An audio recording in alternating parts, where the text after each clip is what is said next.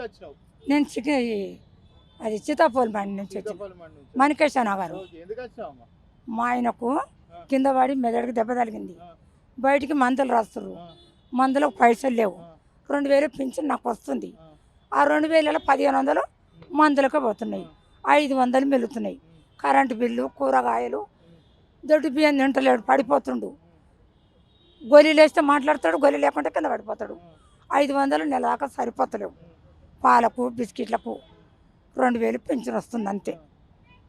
గోళీలకే పోతున్నాయి ఆ పింఛన్ పైసలు. 4000 కదా, నువ్వు 2000 అంటావు. 2000 4000 4000 ఇస్తలేరు మాకు. ఇస్తా అన్నాడు కదా. ఇస్తా అన్నాడు కానీ ఇస్తలేడు.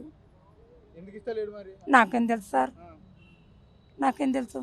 ఇస్తాడని ఒక ఆశతోటి ఉన్నాం. ఆ పైసలు గోళీలకే పోతున్నాయి. ఓట్లు వేయించుకున్నాడు మరి. 4000 ఇస్తాను ఆ. వేయించుకున్నాడు. ఏ నెల అవుతుంది మరి? 1500 ఆయనకే పోతున్నాయి. ఆ, 500 పెరుగుతున్నాయి. అందులో ఉమ్, కూరగాయలు పిరమైనవి. ఉమ్, ఇవన్నీ నెలంతా 500 సరిపోతలేవు. ఉమ్. కరెంటు బిల్లు ఎక్కువ కొడుతుండు. ఎందుకు కరెంట్ బిల్లే లేదు కదా? మరి నీ కరెంట్ బిల్ కొట్టుడు ఏంది? కొట్టిండు. ఆ, ఇప్పుడు జరాగు 0 వస్తుంది అన్నాడు. ఇంకెప్పుడు వస్తాడట? వస్తుంది అంటుండు పిల్లగాడు. వస్తుంది అమ్మమ్మ ఆగు అంటే సరే కొడుకన్న. 500 సరిపోతలేవు. అది పెట్టంటాడు, ఇది పెట్టంటాడు.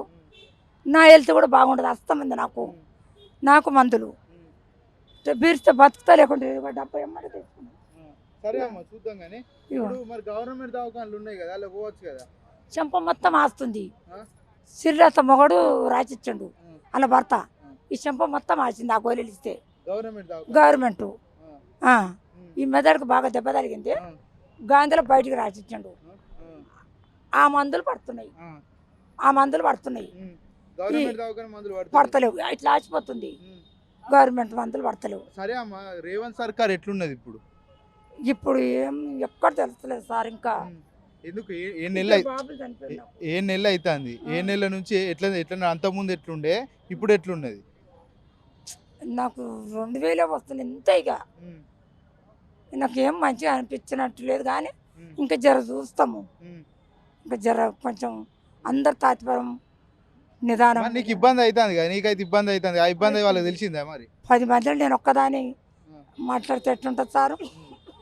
10 మంది మాట్లాడితే మంచిగా, నేను ఒక్కదాన్ని మాట్లాడితే ఎట్లా? ఉమ్, పెద్ద మనిషిని. ఉమ్. ఆ.